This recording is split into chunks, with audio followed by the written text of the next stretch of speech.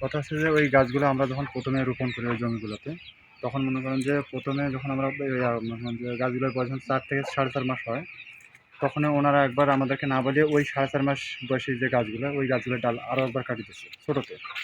তখন আমরা বাসায় বলছি ওনাদেরকে, তো ওনারা কোনো ধরনের মহোদয় আপনার কি জাতের আম? হাড়িভাঙা আম।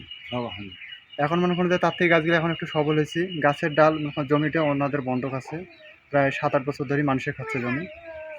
এখন ওনাদের অভিযোগ ওনাদের বলে জমিতে আবাদ হচ্ছে না। ওনারা কিন্তু জমিতে নাই, জমি কিন্তু খাচ্ছে অন্যরা। ওনাদের জমিতে কোনো ডালপালা মহোদয় তেমন একটা যায়নি, হয়তো বা 2-1টা ব্যতিক্রম যাইতে পারে। তারপরে ছোটো গাছ, একবারে ছোটো গাছ। ওনারা বলতেছে ওনাদের জমিতে নাকি বলে ট্রাক ঘুরতেছে না, জমিতে ফসল হচ্ছে না। এইসব অভিযোগ দিয়ে মহোদয় অহেতুক এগুলো অভিযোগ দিয়ে মহোদয় ওনারা ডালগুলো কাটছে। কি নাম আপনার? আমার নাম হচ্ছে মশিউর রহমান। এই এলাকার নাম কি?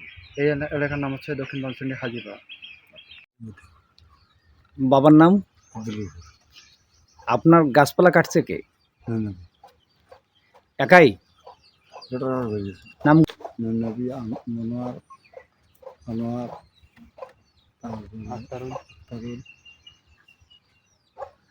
কবে কাটছে গাছগুলো? আচ্ছা, কবে কাটছে? কালকে। কি কারণে কাটছে ওরা? ওরা কি চায়? আপনাদের দুই ভাইয়ের জমি আলাদা আলাদা প্লট করা আছে? আপনারই? আর পাশের জমিটা ওনার?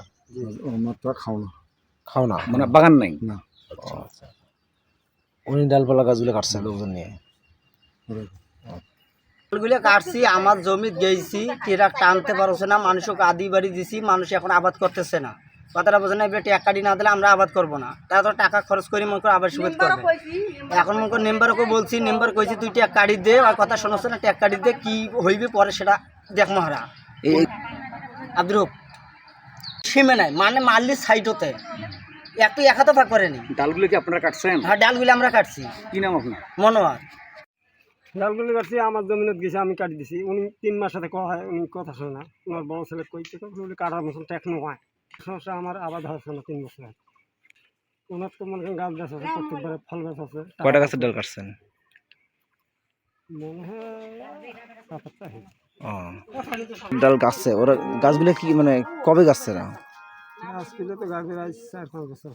আমার নাম নুন নদী, যেটা নুন দক্ষিণ বসন্তি খেয়ে পাওয়া।